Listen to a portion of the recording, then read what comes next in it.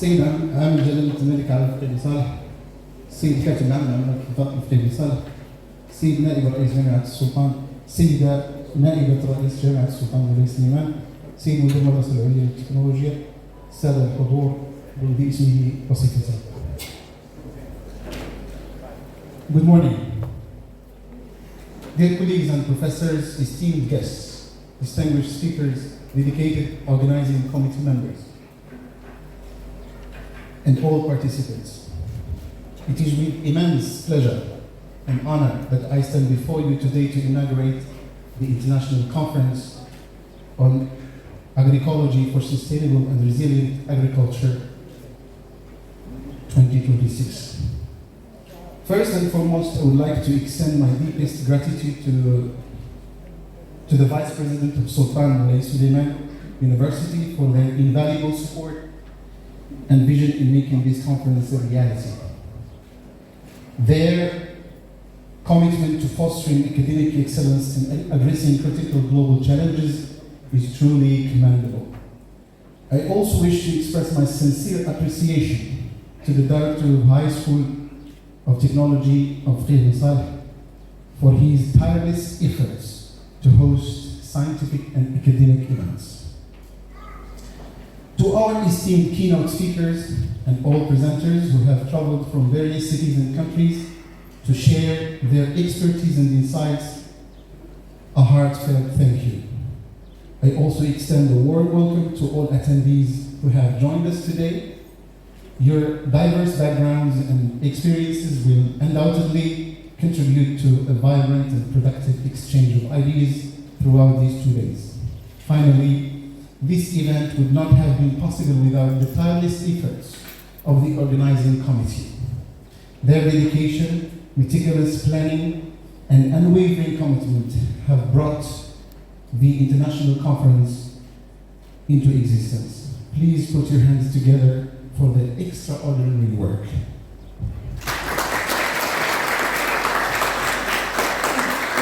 Thank you once again for your presence and participation.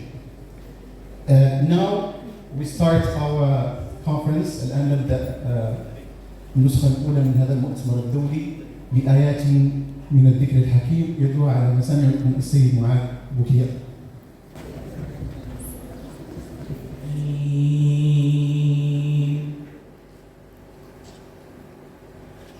بسم الله الرحمن الرحيم.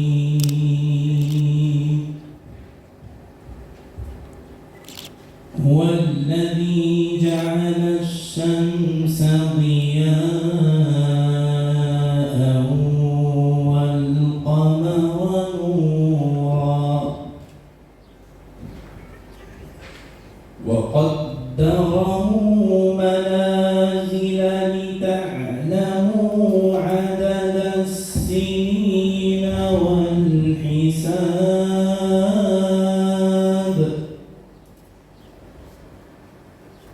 ما خلق الله ذلك إلا بالحق نفصل الآيات لقوم يعلمون.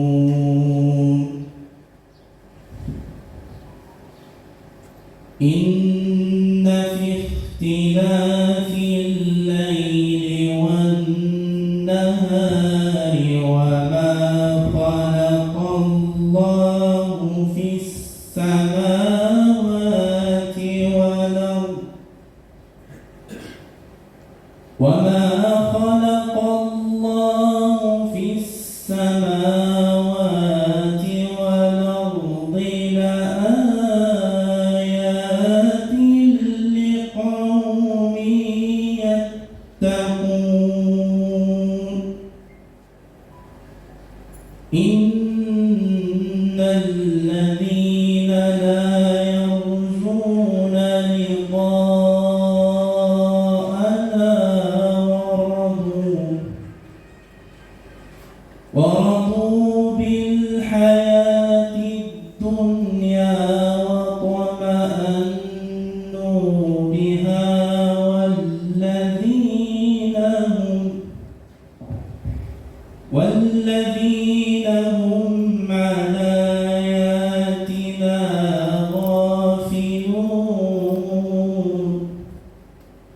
أولئك مأواهم النار بما كانوا يكسبون صدق الله العظيم. Distinguished audience, please stand if you can for the Moroccan national anthem. حضور الكريم يرجى الوقوف للنشيد الوطني.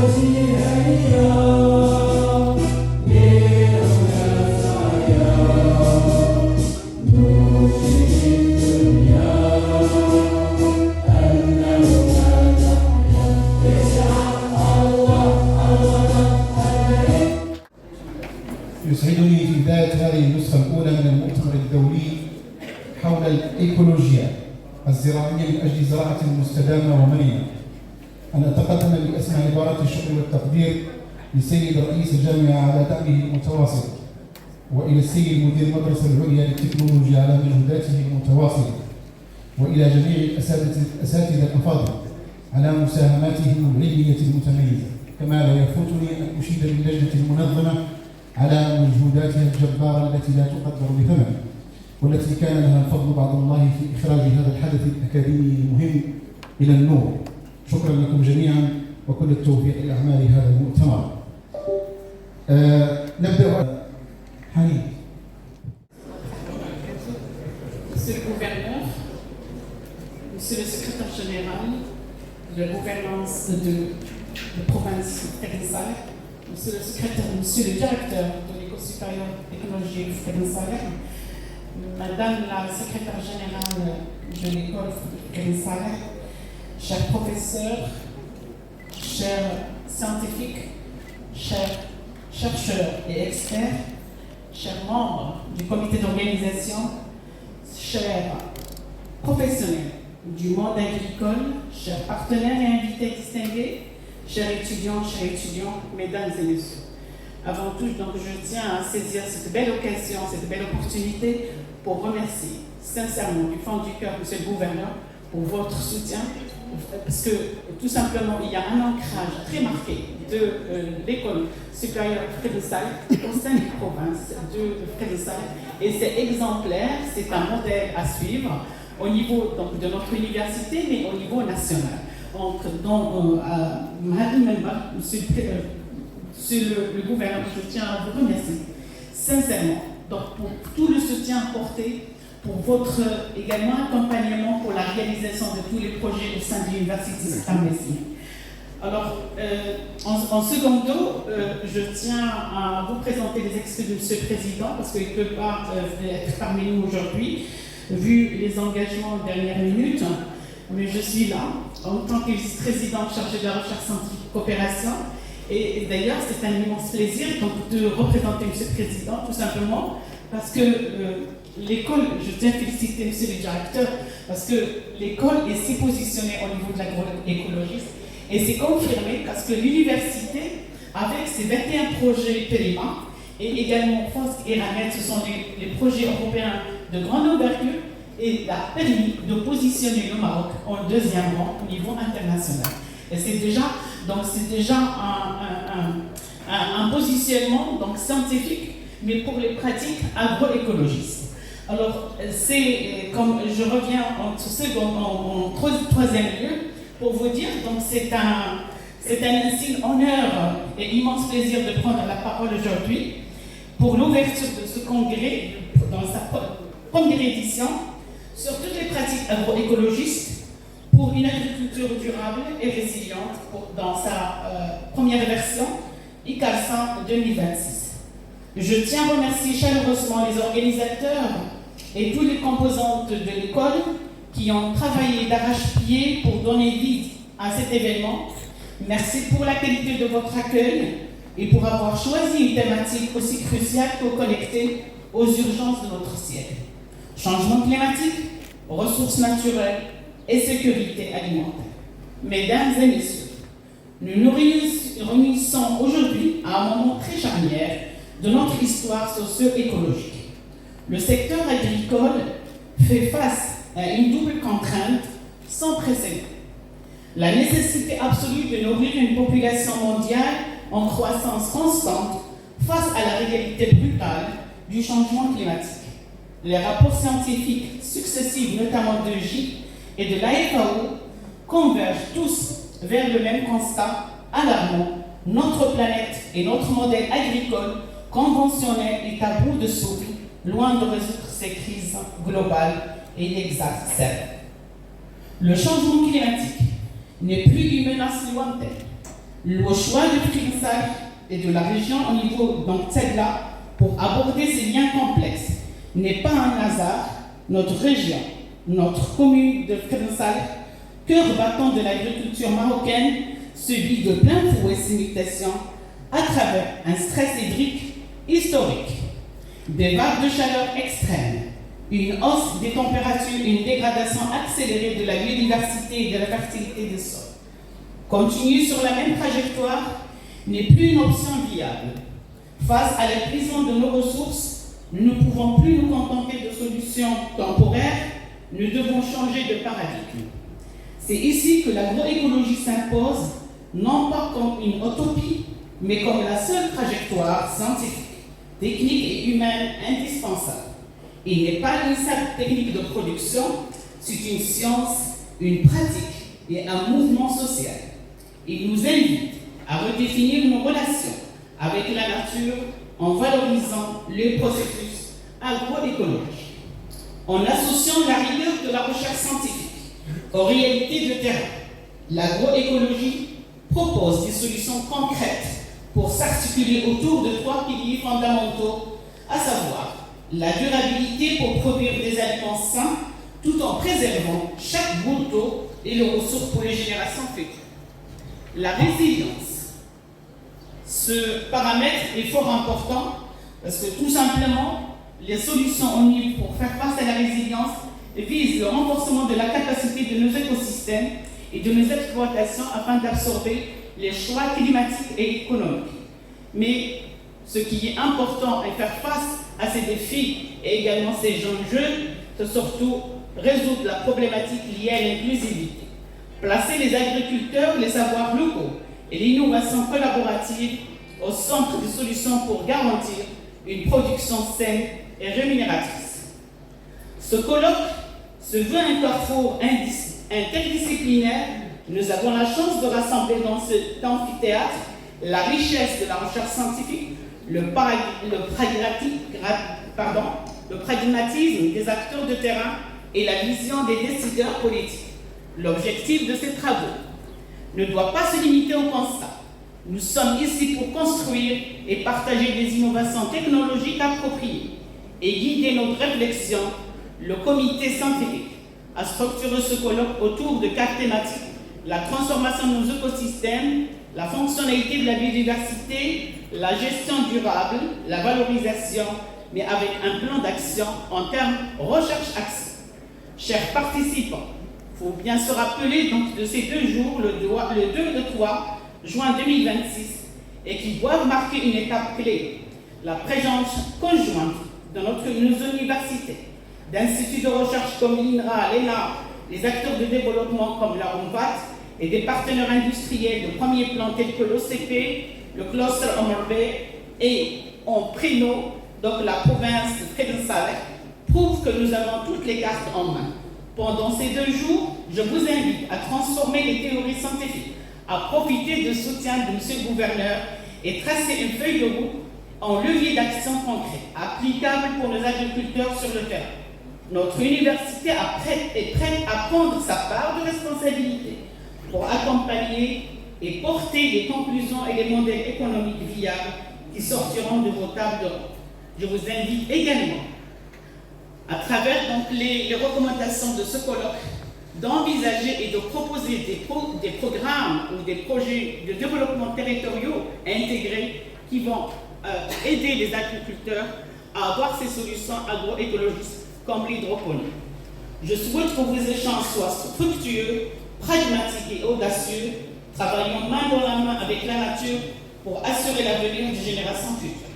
Je déclare officiellement ouvert le colloque international agroécologie for sustainable and resilient agriculture et je souhaite un plein succès aux travaux sous congrès et je vous remercie pour votre attention. Salam alaikum wa rahmatullahi wa barakatuh.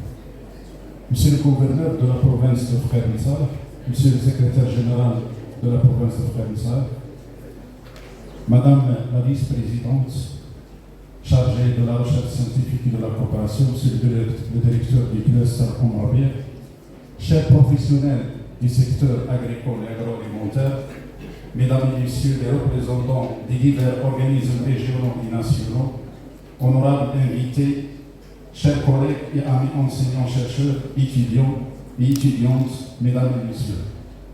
C'est avec un immense honneur et un profond sentiment de responsabilité que l'École supérieure de technologie de Frère Missal vous accueille aujourd'hui au Congrès international sur l'agroécologie pour une agriculture durable et résiliente, changement climatique, les ressources naturelles et la sécurité alimentaire. Nous nous retrouvons dans une région qui incarne à la fois les atouts et les défis de l'agriculture marocaine. Frère Missal, au cœur de la plaine de la Tchèda, est un territoire agricole par excellence. Mais c'est aussi un territoire confronté aux réalités du changement climatique. Stress hydrique, irrégularité des précipitations, érosion du sol, pression sur les ressources naturelles. Ces défis ne sont pas uniquement locaux, ils sont les reflets d'une dynamique globale qui interroge la manière dont nous produisons, consommons et préservons notre environnement. Cependant, nous nous réunissons à un moment où les défis qui pèsent sur nos systèmes agricoles n'ont jamais été aussi pressants. Au Maroc, où l'agriculture constitue un secteur stratégique pour le développement socio-économique et la sécurité alimentaire, la rareté de l'eau, la variabilité climatique et la dégradation du sol constituent des enjeux majeurs qui exigent des réponses innovantes et adaptées à nos territoires. Dans ce contexte, l'agroécologie s'impose comme une voie d'avenir. Il offre une approche systématique et pragmatique pour accompagner la transition vers des systèmes de production durables et résilients, ancrés dans les réalités marocaines et méditerranéennes. À l'échelle mondiale, il répond également aux urgences du changement climatique, de la dégradation du sol et de l'insécurité alimentaire en conciliant performance agronomique, conservation des ressources naturelles et renforcement de la biodiversité. Ce congrès a précisément pour ambition de mettre en lumière les initiatives nationales et de favoriser le dialogue avec les expériences internationales. Pendant 2 jours, chercheurs, professionnels, décideurs et acteurs du développement se retrouvent ici à Frère Missal pour partager leurs connaissances, leurs innovations et des solutions agroécologiques concrètes, applicables aux échelles locales, régionales et nationales. Les thématiques abordées dans ce congrès traduisent cette volonté d'action et nous citons ici les systèmes de production agroécologique et résilience climatique, gestion de l'eau et irrigation durable, gestion et restauration durable de la fertilité du sol, promotion de la biodiversité et valorisation des agro-ressources, économie circulaire et valorisation des déchets organiques. L'École supérieure de technologie de Frère Missal se réjouit de contribuer à ce moment d'échanges scientifiques et professionnels. Notre mission est de former, de rechercher et d'accompagner l'innovation au service du territoire, accueillir le congrès international sur l'agroécologie pour une agriculture durable et résiliente s'inscrit pleinement dans cette vision, créer un espace où la science rencontre la pratique et où les idées se transforment en solutions pour l'agriculture de demain. Dans le volet pédagogique, notre école assure actuellement plusieurs offres de formation adaptées aux besoins agricoles, locaux et régionaux. Nous citons ici 6 filières de diplômes universitaires de technologie, à savoir l'industrie agroalimentaire, l'agrochimie, l'agroénergie, gestion et technologie de l'eau, chimie et technique de l'analyse, génie biologique et amélioration de la production animale, ainsi que l'UST assure aussi 2 filières de bachelor en biotechnologie agroalimentaire, bachelor en sciences agronomiques. Pour conclure, je tiens à remercier chaleureusement les membres du comité d'organisation des scientifiques du congrès et à leur tête, professeur Jamal Adous, coordinateur des congrès, qui ont pris cette initiative et pour le grand travail qu'ils ont réalisé pour que cet événement puisse avoir lieu. Je remercie infiniment le staff administratif et les enseignants-chercheurs de l'UST FEMSA pour leur contribution à la réussite de ce congrès. Aussi, je tiens à féliciter les conférenciers, les participants pour l'excellence de leurs travaux et leur implication pour réussir ce congrès. J'adresse mes vifs remerciements à M. le gouverneur de FEMSA de nous avoir honorés par votre présence dans cette manifestation et pour votre implication dans toutes les activités rayonnantes de notre école. Un grand merci, M. le gouverneur de FEMSA.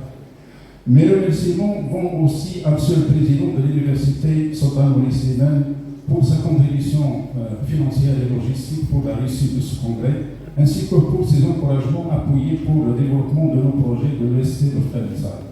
Un grand merci à Madame la vice-présidente professeure Hafida Hani pour votre mot d'ouverture et votre participation à cet événement. Je remercie infiniment nos partenaires dans ce congrès, et en particulier le cluster Omrabil et l'ONVAT, ainsi que pour leur contribution à la réussite de cette manifestation scientifique.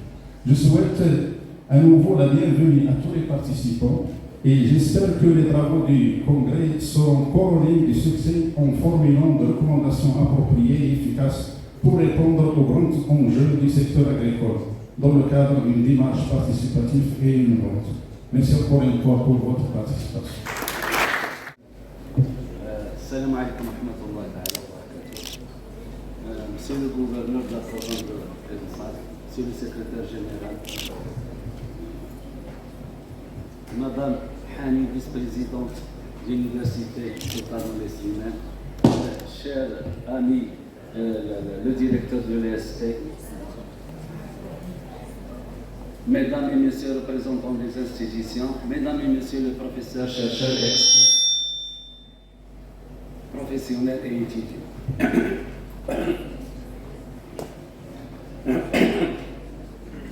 C'est avec un grand honneur que je prends la parole au nom du cluster Omrabil à l'occasion de l'ouverture du séminaire international consacré à l'agroécologie, agriculture durable et résiliente, le changement climatique, les ressources naturelles et la sécurité alimentaire. Cette thématique, au cœur du programme de cette rencontre, correspond pleinement aux défis actuels de notre région. La région de Bni Mellal et la province d'Orf-Kabisal, il est connu par son potentiel agricole très important, mais actuellement, il fait face aux difficultés climatiques et changements climatiques. Toutefois, dans ce cadre-là, ce potentiel dont dispose la province en matière de production agricole doit être mieux valorisé, mieux adapté aux nouvelles contraintes climatiques, économiques et environnementales. Le cluster Power se positionne comme une plateforme régionale de coordination, d'innovation et de développement agro-industriel. Sa mission est de rapprocher les producteurs, les coopératives, les entreprises, les chercheurs, les centres de formation, les institutions, les investisseurs, autour d'un seul objectif: transformer l'agriculture régionale en agro-industrie durable, compétitive et créatrice de valeur ajoutée.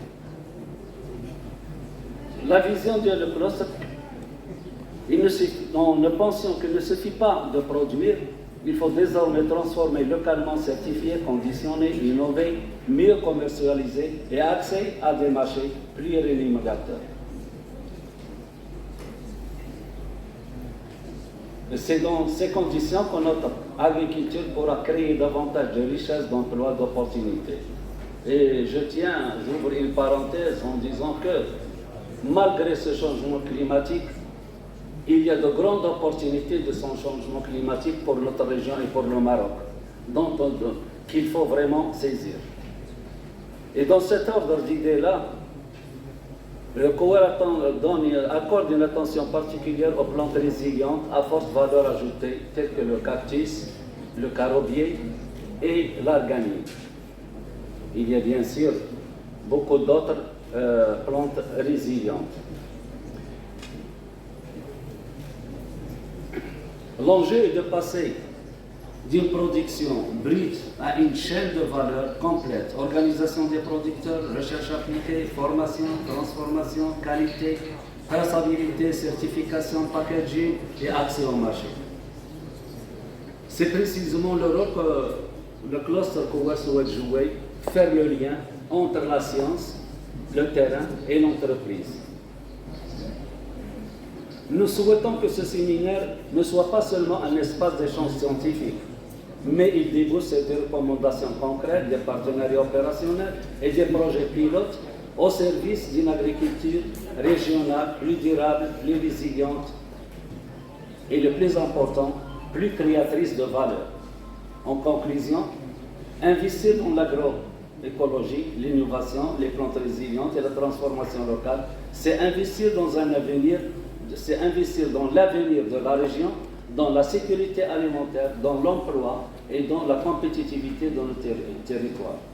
Au nom du cluster COER Rabi', je remercie vivement les organisateurs, les partenaires, les intervenants, l'ensemble.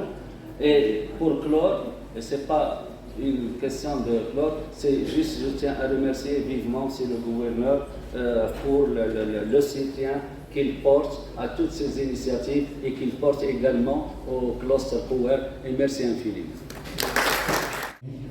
Monsieur le gouverneur de la province d'El-Msal, Monsieur le secrétaire général de la province d'El-Msal, Madame la vice-présidente de l'Université Sultan Al-Slimane, Monsieur le directeur de l'École supérieure de technologie de El-Msal, chers conférenciers, Mesdames et Messieurs les chercheurs et enseignants-chercheurs, Mesdames et Messieurs les partenaires, les représentants des institutions, chers doctorants, étudiants et participants.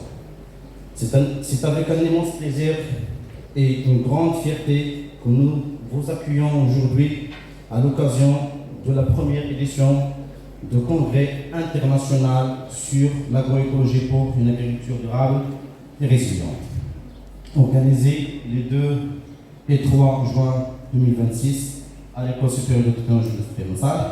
Cette première édition du Congrès international d'agroécologie pour une agriculture durable et résiliente repose sur la conviction que l'agroécologie constitue une réponse essentielle aux défis agricoles actuels, notamment les changements climatiques, la dégradation des ressources naturelles, la perte de la biodiversité et les enjeux de la sécurité alimentaire, en favorisant des approches durables et innovantes.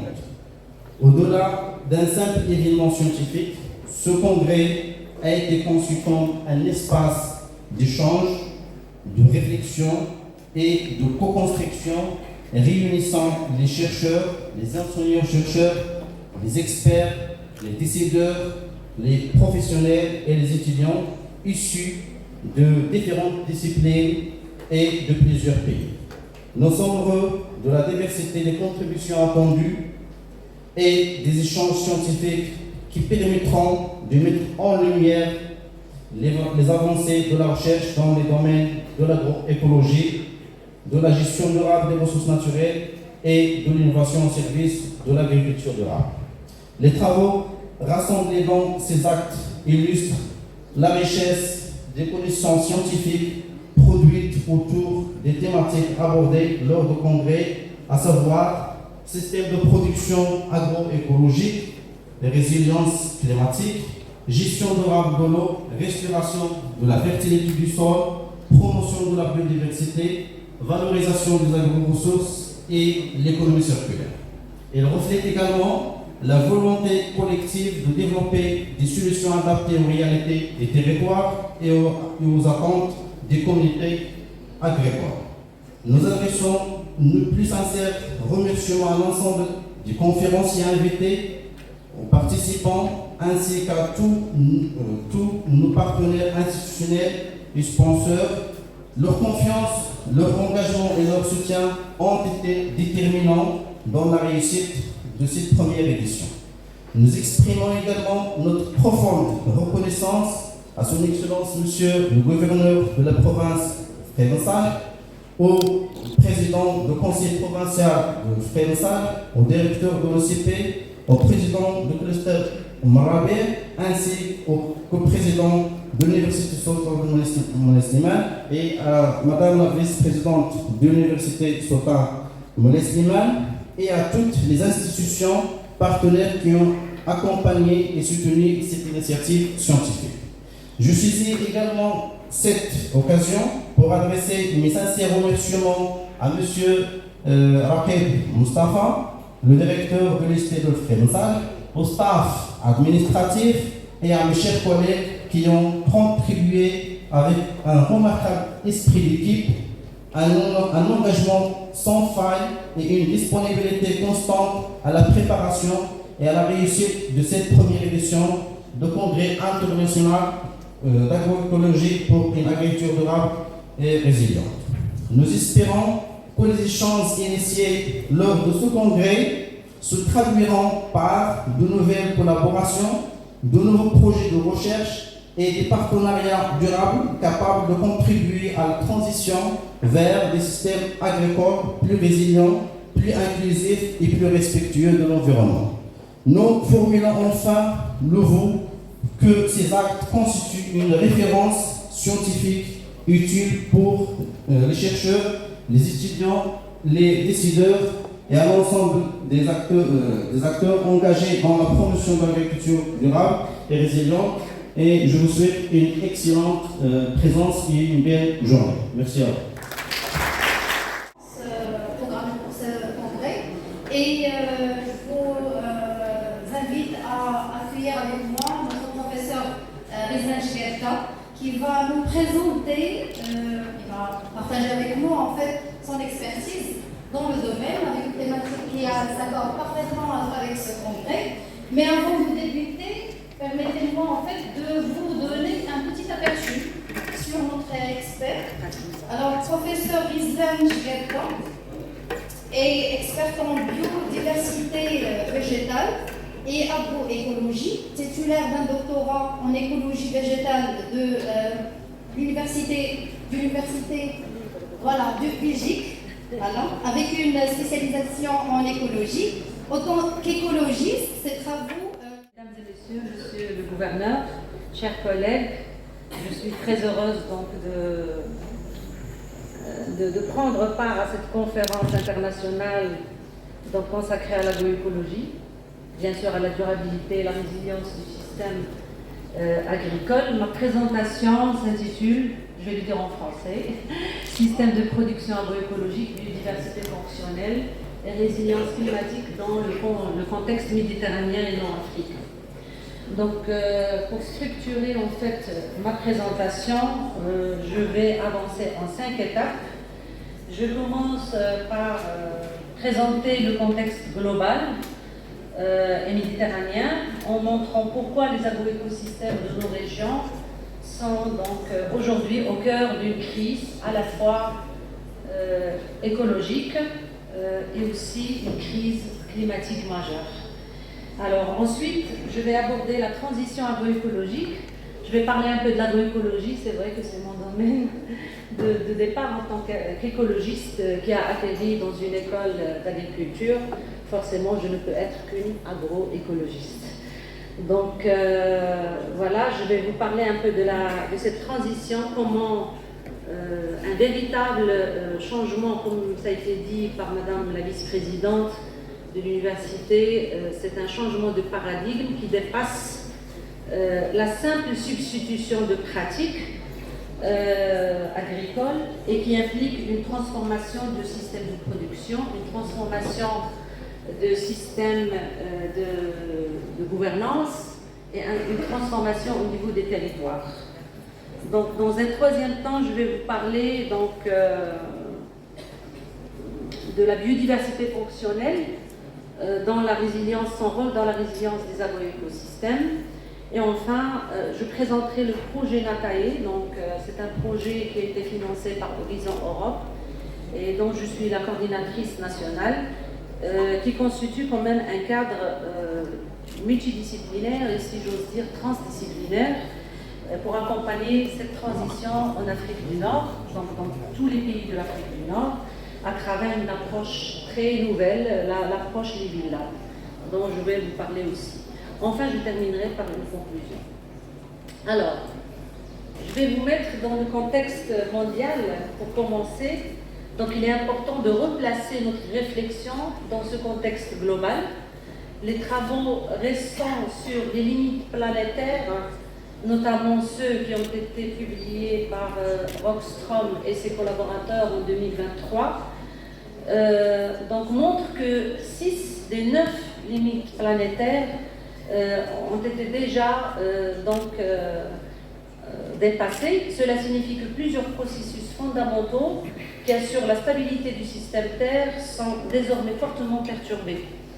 Et donc, ils contribuent, vous savez que l'agriculture joue un rôle très important dans cette perturbation parce qu'elle contribue à la transformation en fait, des écosystèmes, à l'érosion des sols, elle contribue aussi à la perturbation des cycles biogéochimiques, surtout le cycle de l'azote et le cycle du phosphore. Donc, à la pression constante sur les ressources naturelles, surtout sur l'eau douce, parce que l'agriculture nécessite l'irrigation, nécessite de l'eau. Mais je tiens aussi à souligner que l'agriculture est aussi l'un des secteurs qui est le plus touché par ces changements climatiques, par ces conséquences en fait, de ces perturbations, tout simplement parce que cette agriculture, elle fait face à une sécheresse, elle fait face donc à une instabilité des rendements, elle fait face à des dégradations du sol, à une perte de la biodiversité et aussi elle fait face à une vulnérabilité socio-économique, surtout des producteurs, des petits producteurs qui vivent donc dans les territoires et donc ils sont devenus très vulnérables. Alors, si on fait un petit zoom sur les agroécosystèmes méditerranéens, surtout les écosystèmes, on va dire, nord-africains, la situation devient encore plus critique parce que c'est ces territoires qui sont souvent décrits comme étant des hotspots, doublement hotspots de la biodiversité, c'est-à-dire qu'ils abritent une diversité importante d'espèces et aussi d'écosystèmes et de paysages, que ce soit des paysages agricoles ou bien des paysages naturels. Et aussi, il ne faut pas oublier que c'est un hotspot de savoir-faire et donc de locaux, en fait, de savoir traditionnel qui est très important et qui est temps de préserver. Mais aussi, on a également cette région qui est considérée comme un hotspot de changement climatique, car ils se réchauffent rapidement et ils sont exposés à une intensification des sécheresses, à une raréfaction de l'eau et à une forte vulnérabilité climatique. Les agroécosystèmes méditerranéens sont donc confrontés à une double tension. D'un côté, ils possèdent une richesse écologique et culturelle considérable, et de l'autre côté, ils sont extrêmement vulnérables. C'est précisément cette combinaison en fait entre richesse et vulnérabilité qui rend ces territoires stratégiques pour penser la transition agroécologique qui est le sujet de cette conférence de 2 jours.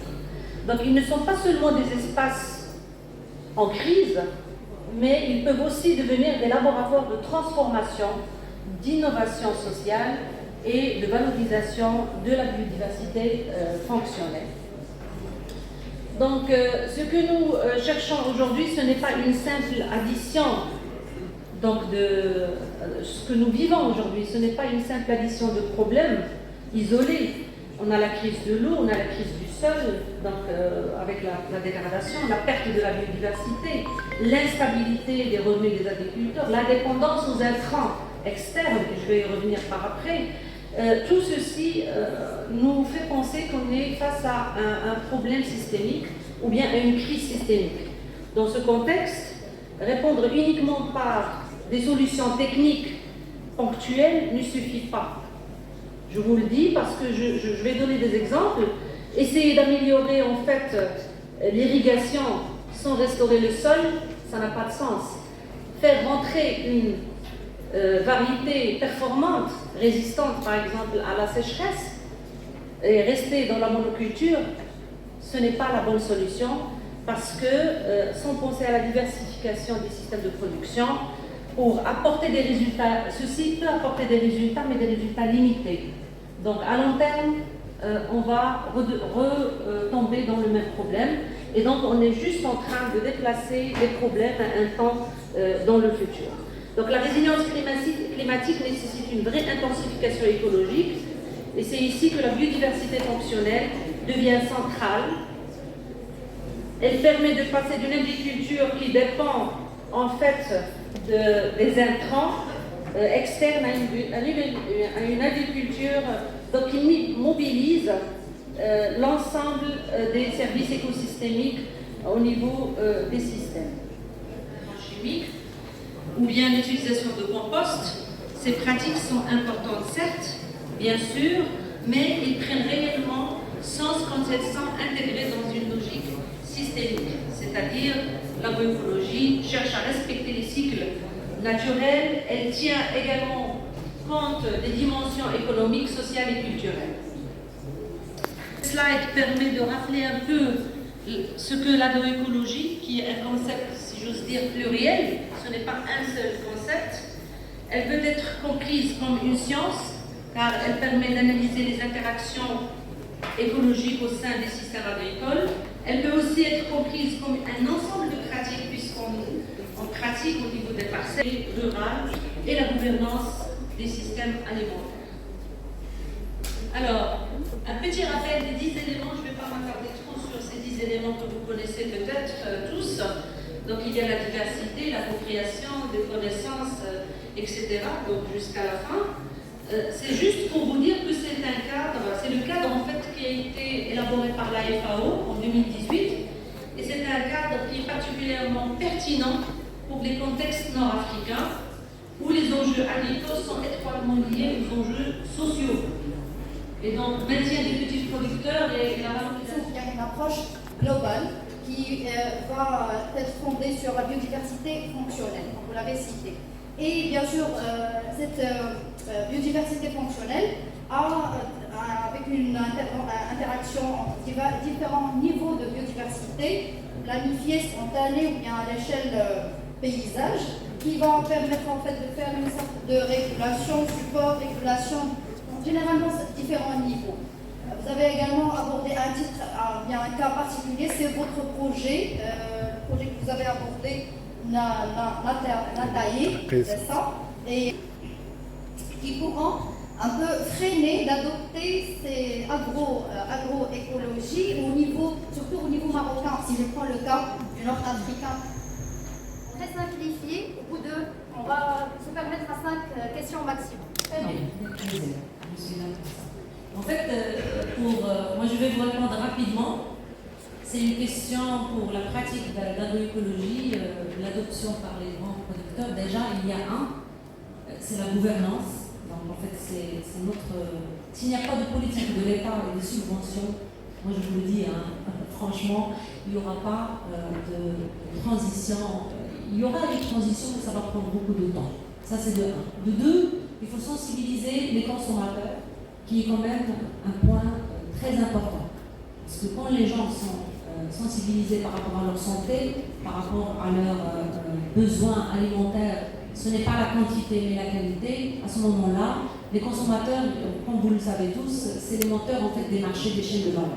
Donc c'est eux qui vont tirer l'évolution de cette transition. Mais pour avoir beaucoup plus d'informations, toutes ces idées sont dans l'article que j'ai présenté pour accompagner la transition au niveau du Maroc. On a relevé ces deux éléments importants, mais c'est beaucoup plus compliqué que ça, parce qu'on a des cas réussis, mais c'est des cas sporadiques qui ne sont pas à généraliser. C'est des cas particuliers. Si je prends par exemple les oasis du Sud, ils sont agroécologiques. Par leur nature, ils sont agroécologiques. Et donc ça a beaucoup aidé les gens à transiter facilement vers ce système de production qui les emmène devant. Allez, j'ai une question qui m'a intéressé, c'est la dernière intervention en ce qui concerne l'installation d'un centre d'innovation au niveau de votre institution. J'aimerais bien avoir plus de détails concernant ce projet, parce que ça nous intéresse ici à Frère ça, c'est un centre par excellence au niveau de l'agriculture. C'est un projet pour moi qui est très important. Très nouvelle parce qu'il y avait le projet IRIA. Je ne sais pas si vous avez déjà entendu parler du projet IRIA porté par le ministère de l'Agriculture, donc appelé initialement TREA, il est devenu IRIA. Donc revitaliser les agro-écosystèmes par la transition agroécologique au Maroc, qui est financé par l'Union européenne, et le partenaire c'est l'ABA, donc l'Agence de développement agricole. Et c'était notre idée d'avoir un centre d'innovation au niveau de l'agroécologie, à l'instar des centres qui sont au niveau en France particulièrement. Et donc ça a été une bonne initiative parce qu'il y a eu quand même un bon financement pour ça. Maintenant, le centre il est en train de devenir un centre du consortium ENA, INRA, ENFI, IAV, et qui est sous la direction de l'ENA. Ça va être j'oublie toujours, une association, IGPO, je ne sais pas comment ils appellent ça. Donc c'est un groupement d'intérêt, voilà, groupement d'intérêt public. Non, c'est pas un JE, c'est un groupement d'intérêt public, non pas d'intérêt économique. C'est un JIP. Donc je mélange toujours JIP avec JE. Donc voilà, et donc s'il n'y a pas de financement, il n'y aura pas de centre. Il faut chercher un projet, pour rester pragmatique, qui va vous aider à mettre en place ce centre. Et on a besoin d'avoir plusieurs centres là. Maintenant, je viens d'ailleurs, juste hier, il y a monsieur le directeur, d'ailleurs qui est le très Salah, monsieur Ameri, m'a confirmé que le centre va devenir un centre à la fois d'innovation en système agroécologique et biologique, pour un peu tirer la filière biologique aussi dans cette réflexion scientifique, mais aussi dans la recherche dans le domaine en fait, de l'agriculture biologique et agroécologique. Je suis déjà un ingénieur d'État spécialisé en environnement, lauréat de l'École nationale des sciences appliquées Husseima, actuellement doctorant au management intelligent des réseaux de distribution d'eau potable par l'intégration de l'intelligence artificielle et jumeaux numériques à l'École nationale des sciences appliquées de Marrakech. J'ai deux simples questions, s'il vous plaît, à vous poser, qui constituent une ambiguïté pour moi. J'aimerais bien juste savoir, face au stress hydrique, également la raréfaction des ressources en eau, et les effets et les répercussions qui sont intensifiés par le changement climatique, comment, d'accord, donc, est-ce qu'il y a des programmes qui vont faciliter plus la mise en place de ce paradigme d'agroécologie? Et la deuxième question, est-ce qu'il y a des investissements, ce qu'on appelle des programmes d'investissement pour des projets d'innovation en termes dans ce domaine d'agroécologie? Merci. Donc l'accompagnement des jeunes, en fait c'est surtout pour l'entrepreneuriat agricole et para-agricole. Donc c'est ça en fait. Pour la première question,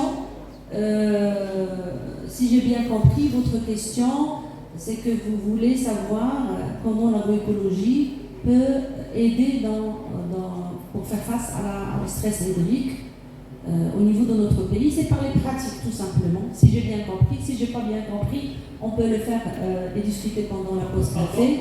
C'était pas ça ma question. Oui. C'est-à-dire face au stress hydrique, d'accord, que le royaume connu, d'accord, qui est intensifié par le changement climatique. Oui. Est-ce qu'il sera difficile pour pouvoir appliquer ces pratiques, d'accord, d'agroécologie, d'accord, comme vous savez que le domaine le plus gourmand, non, c'est l'agriculture. Oui, je suis tout à fait d'accord. En fait, avec les pratiques agroécologiques, on devient moins gourmand en eau. Parce que quand on fait du paillage, quand on couvre le sol, quand on a un sol organique, riche, il joue le rôle d'un tampon pour l'eau. Donc même les plantes, ils n'auront plus besoin d'avoir des quantités énormes en eau parce que le sol va rester humide. Vous comprenez ce que je veux dire? C'est des pratiques qui minimisent les quantités d'eau ou les besoins d'eau des cultures. C'est dans ce sens-là. Et pour un peu compléter votre question, tout le monde parle du goutte à goutte. Est-ce que c'est la solution? Moi, en tant qu'écologiste, je reste à ma fin. Je ne suis pas très convaincue. Déjà parce que pour le système, peut-être que les industriels du goutte à goutte ne vont pas beaucoup m'aimer, mais bon, parce que déjà le système racinaire des arbres, pour le système arbre, ça pose un problème. Les arbres, quand ils sont ils sont irrigués en goutte à goutte, ils ne développent pas leurs racines. Ils restent à la surface. Moi, je pense que même le goutte à goutte peut être appréhendé pour des systèmes maraîchers et non pas pour des systèmes arbres. En général, c'est un peu difficile. Ou faire les deux. Laisser les arbres faire pousser leurs racines au début et voilà. Donc, et après, penser à éliminer. Mais en tout cas, le système, les pratiques agroécologiques, ils sont là pour aider l'agriculteur à ne pas gaspiller beaucoup. Je m'appelle Fouzia Dedeux, je suis une étudiante en deuxième année génie biologie et l'amélioration de la production animale au STF Prébensal. Tout d'abord, merci pour votre attention, pour votre présentation. Alors j'ai une question sur à quoi vous se basez pour choisir la place de l'installation de votre projet.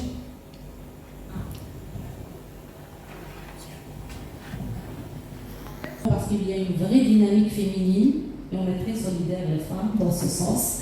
Et donc le choix il a été fait au hasard parce que moi j'étais là pour une formation en 2017, une formation sur l'agriculture biologique. J'étais invitée par la DPA de Lissoul, donc de Boulmen. Et tout simplement, j'ai découvert à la fois un territoire captivant et deuxièmement, j'ai trouvé qu'il y a une vraie volonté de changement. Et donc, il n'y a pas de résistance au changement. Et ça, c'est très important pour le démarrage d'un projet de recherche. Et donc, en 2022, quand on était en train d'élaborer le projet, j'ai pensé à ce groupement de femmes qui sont tous les jours dans un challenge continu. Bien enrichir la réflexion de la production agroécologique sur ces approches qui sont très utiles pour garder la santé globale de l'environnement. Donc il s'agit des propriétés du sol, il s'agit de la faune et la flore du sol, donc c'est très intéressant. Mais je vous invite à intégrer un facteur de réflexion sur la capacité de production et de superficie et on est à quelle limite. Donc oui, on peut produire lui, mais nous avons également de l'autre côté 40 millions Marocains à nourrir. Donc c'est quelle est la limite de production en termes de capacité, en termes de superficie et de production en tonnage pour nourrir avec cette approche agroécologique. Merci. Pendant les années de sécheresse, ils ont pu avoir une production, alors que les gens qui sont parfaitement en monoculture et en conventionnel sans semi-direct, quand je parle de conservation, au Maroc on parle souvent de semi-direct, mais en fait c'est l'agriculture de conservation. Donc là, ils n'ont rien eu comme production. Donc pour que les gens me comprennent, on a un agriculteur qui a 600 hectares et qui fait de l'agriculture de conservation. Il a commencé petit, c'est son témoignage. J'aurais bien aimé avoir quelqu'un qui témoigne, un producteur. C'est que lui, il avait 40 par exemple quintaux à l'hectare pour ses céréales dans l'agriculture agroécologique, alors qu'il avait 60 quintaux à l'hectare. Je ne me rappelle pas des chiffres, mais bon, dans l'agriculture de conventionnelle. En moment de crise, il a eu 0 hectare en conventionnel et il a toujours eu 40 quintaux en agriculture. C'est dans la durabilité, c'est une réflexion dans la durabilité. Il ne faut pas vouloir gagner dès la première année. L'agroécologie, on se projette dans le futur. On ne peut rentrer dans notre investissement qu'après 5-6 ans. Ce n'est pas la même année. Ça, je peux vous le dire. Ça, c'est une réalité du terrain. à partir des témoignages des gens et à partir d'enquêtes faites sur le terrain. Donc il ne faut pas avoir la même vision, la même façon de réfléchir le conventionnel, réfléchir l'agroécologie. C'est différent. Donc même côté investissement, le fait, et tout le monde dit ah oui mais l'agroécologie, ça, plutôt le conventionnel, c'est beaucoup plus rentable. Mais qu'est-ce que vous faites avec l'argent que vous avez gaspillé pour les intrants? Que ce soit les intrants chimiques pour les pesticides, les intrants fertilisants, le carburant, donc l'énergie non renouvelable, tout ça, cet argent, où est-ce que vous l'avez fait? Vous parlez quinton, tonnage. Alors que l'agriculture en agroécologie, il a investi 0 dirham au début. Ça, c'est de l'argent qu'on peut faire rentrer dans la rentabilité quand même. Il ne faut pas l'oublier. Il ne faut pas avoir un modèle économique de filière quand on parle de l'agroécologie, mais plutôt avoir un autre modèle. On attend nos économistes, chercheurs dans ce sens, de nous trouver le vrai business model qui va accompagner l'agroécologie. Voilà. Merci. Production animale. D'abord, merci pour votre intervention et votre exposé qui était enrichi d'informations. Ma question, c'est la suivante. En tant que nous, des étudiants de la filière génie biologie, amélioration et production animale, et avec une vision à l'avenir, est-ce qu'il y a des programmes qui sont désignés de notre filière ou de programmes qu'on peut inclure cette filière comme ces projets? Oui, parce que quand on parle d'agroécologie, on ne parle pas que du côté culture, on parle aussi de la production animale. C'est important d'ailleurs comme point, parce que c'est grâce à la production animale qu'on peut avoir du fumier, qu'on peut avoir de la matière organique. C'est une vision d'économie circulaire en fait.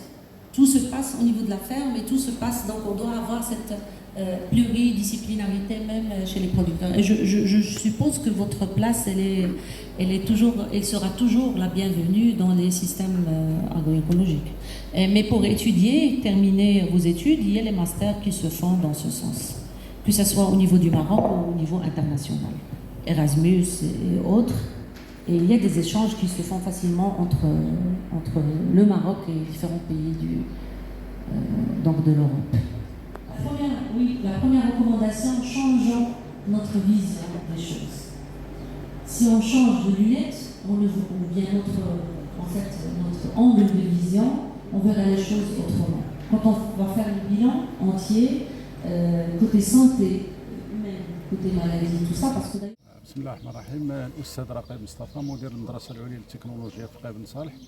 اليوم المدرسة كتنظم دولية حول الإيكولوجيا الزراعية لمواجهة من أجل فلاحة دائمة ومستدامة لمواجهة التغيرات المناخية وكذلك الأمن الغذائي. وهذه الندوة الدولية هي موزعة على يومين، فيها 6 محاضرات دولية من طرف أساتذة باحثين من داخل المغرب وخارج المغرب، وكذلك 60 مداخلة شفهية من طرف طلبة وأساتذة باحثين كذلك من المغرب وخارج المغرب، اللي غادي يناقشوا هاد الإيكولوجيا الزراعية من أجل فلاحة مستدامة، لأنها كتلعب دور أساسي لمواجهة التغيرات المناخية والموارد الطبيعية وكذلك الأمن الغذائي. وهذه الندوة تأتي كذلك في إطار القطب اللي تعتمد المدرسة العليا للتكنولوجيا، اللي هو قطب الفلاحة والصناعة الغذائية، واللي كيتوزع فيه 6 تكوينات في الدبلوم الجامعي التقني: لاغروشيمي، لاندستري اغرواليمونتير، شيمي تكنيك داناليز دو لو، جيني بيولوجيك اميليوراسيون دو لا برودكسيون انيمال، وكذلك لاغرو انرجي. بالاضافه لذلك المدرسه عندها 2 ديال التكوينات في الباشلور: بيوتكنولوجيا اغرواليمونتير وكذلك سيونس اغرونوميك. فالتنظيم ديال هذه الندوه كياتي كذلك للاستفاده من هذه الندوه من طرف طلبه المدرسه العليا للتكنولوجيا وكذلك الاساتذه ديال المدرسه العليا للتكنولوجيا. ونحن جد سعداء لان الحضور كما شفتوا حضور كان وازن لا ديال الطلبه ولا ديال الاساتذه الباحثين ولا كذلك، وكنتمناو باش يخرجوا دي ريكومونداسيون بالنسبه لهاد الايكولوجيا الزراعيه. وبهذه المناسبه انا كنشكر كل من ساهم من بعيد وقريب في انجاح هذا المؤتمر، الشركاء اللي هما لونفات، الكلوستر، لايف ستيدي مبال، لو سي بي وكذلك لانستيتو اغريكول اللي كانوا شركاء في هذا المؤتمر. كنشكر كذلك المنظمين ديال هذا المؤتمر، الاساتذه الباحثين والاطر الاداريه والتربويه للمدرسه العليا للتكنولوجيا، وكنتمنى التوفيق والتيسير لهذا المؤتمر باش يعطي الثمار ديالو المتوخات منه.